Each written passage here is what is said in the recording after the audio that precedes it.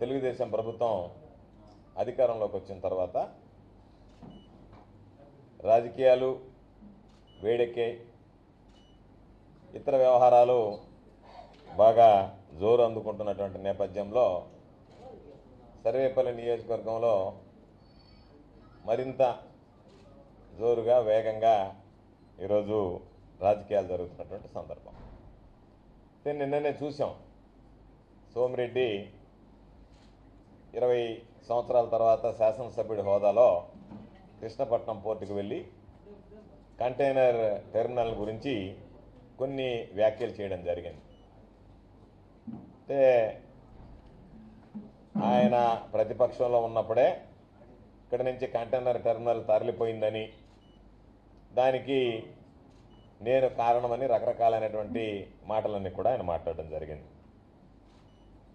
నిన్న వెళ్ళి ఓ మాట చెప్పాడు, గోవర్ధన్ రెడ్డికి సరిగ్గా కళ్ళు కనపడుతున్నాయో లేదో, కళ్ళలో ఏదన్నా చుక్కలు వేసుకుని చూడాలి అని చెప్పి. నేను కళ్ళల్లో చుక్కలు వేసుకుని చూడబడలే, సోమిరెడ్డి చొక్కేసుకోకుండా పోయి ఉంటే బాగుండేది అక్కడికి.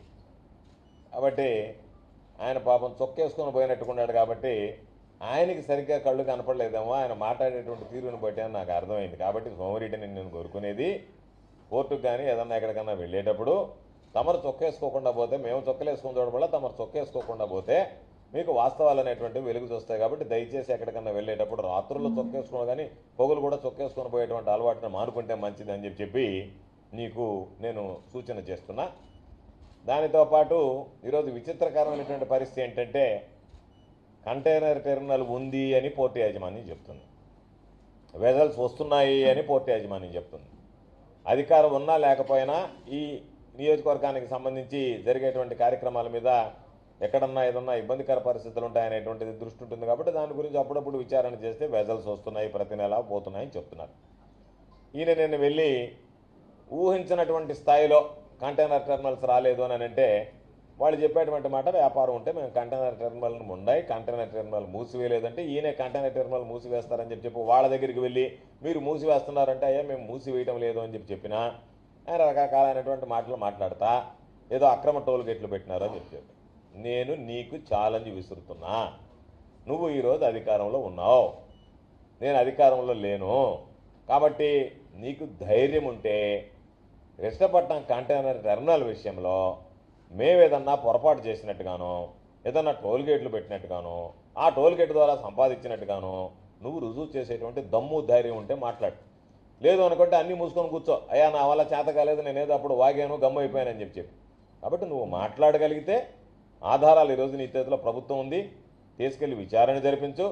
నువ్వు ప్రతిదానికి చెప్తున్నావు అంటే నేను సిట్ వేస్తానని చెప్పి ఈ సిట్ వేస్తావో, సిఐడిని వేస్తావో, సిబిఐని తీసుకొస్తావో, ఎవరినో తీసుకొచ్చి ఇదిగో ఈ కంటైనర్ టెర్మినల్లో ఈ ఇబ్బంది వచ్చింది, ఇది మూతపడింది, నువ్వు అంటున్నావు మూతపడిందని, వాళ్ళు మూతపడలేదు అంటున్నారు, మూతపడింది, మూతపడడానికి కారణాలు ఇవి, దాని కారకులు వీళ్ళు అని చెప్పి చెప్పేటువంటి పరిస్థితి ఏదన్నా ఉంటే దాని మీద దృష్టి పెట్టు. నువ్వు పోయి చెప్పావు అంబానీ కాళ్ళు పట్టుకుంటానని, వెళ్ళి వాళ్ళు పట్టుకోవాలి కానీ కాళ్ళు పట్టుకుంటాను అని పేపర్లో చెప్పి వెళ్ళిపోతాయట.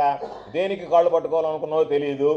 ఎన్నికలకు ముందు ఒకసారి కాళ్ళు పట్టుకోవడానికి ప్రయత్నిస్తే వాళ్ళ కాళ్ళు అప్పచెప్పలేదు, మరలా రెండోసారి పోయినట్టుకున్నావు. కాబట్టి అంబానీ కాళ్ళు నీ కలెక్షన్ కోసం పట్టుకోవడానికి వెళ్ళావా, లేదా ప్రజల అవసరాలకు సంబంధించినటువంటి కంటైనర్ విషయంలో వెళ్ళావా అనేటువంటి దాని మీద స్పష్టత లేనటువంటి పరిస్థితి. కాబట్టి చందాల కోసం ఒకవేళ నువ్వు వెళ్ళి దాని కాళ్ళు పట్టుకున్నా నీ దందాలు పాపం లేఅవుట్లు వాళ్ళు ఈ సర్వేపల్లి నియోజకవర్గంలో అయ్యా నీ దందాలు ఆపు, నీ కాళ్ళు పట్టుకుంటామని చెప్పి నీ చుట్టూ తిరుగుతున్నారు. ఎంతమంది ఈరోజు నేను నిన్ను అడుగుతున్నా, ఎందుకంటే ఇవన్నీ మాట్లాడకూడదు, కొద్ది రోజులు సమయం ఇద్దాంలే అని అనుకున్నా. పాపం నువ్వు గమ్ముకుండేటువంటి వాడు కాదు కదా, కలిపెట్టి అడిగించుకునేవాడివి కదా, అందుకని తమరు కలిపెట్టారు కాబట్టి ఇవన్నీ చెప్పాల్సి వస్తుంది.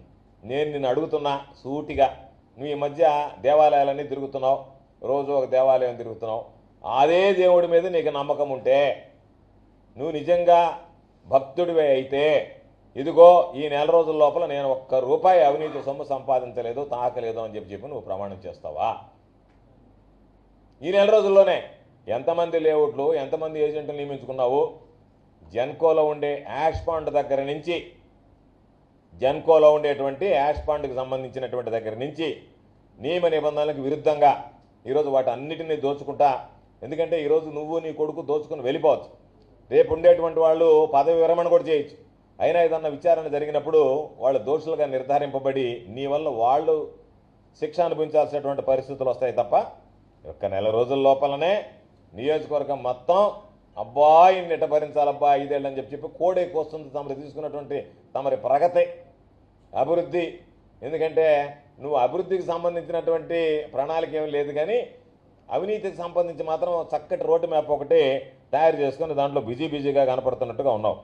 కాబట్టి కుటుంబ సభ్యులందరూ ఓట్ల కోసం తిరిగారు, ఇప్పుడు కాసుల కోసం తిరుగుతున్నారు, ఏమి ఇబ్బంది ఏమి లేదు. కానీ నీ పన్ను కానీ లేఅవుట్ల దగ్గరికి పోతున్నావు, జనకోల యాష్మాండ మలుకొని ఉండవు, గ్రావెల్ బేరాలు సాగిస్తుండవు. ఎవడన్నా కాంట్రాక్టర్కి పాపం వర్క్ ఏదన్నా వస్తే వాడిని పిలిచి లేదు నువ్వు చేయడానికి లేదు నాకే ఇవ్వాలి, ఆ వర్క్ నేనే చేసుకోవాలని చెప్పి ఉండవు. ఆ పనులన్నీ కానీ ఇబ్బంది ఏమి లేదు.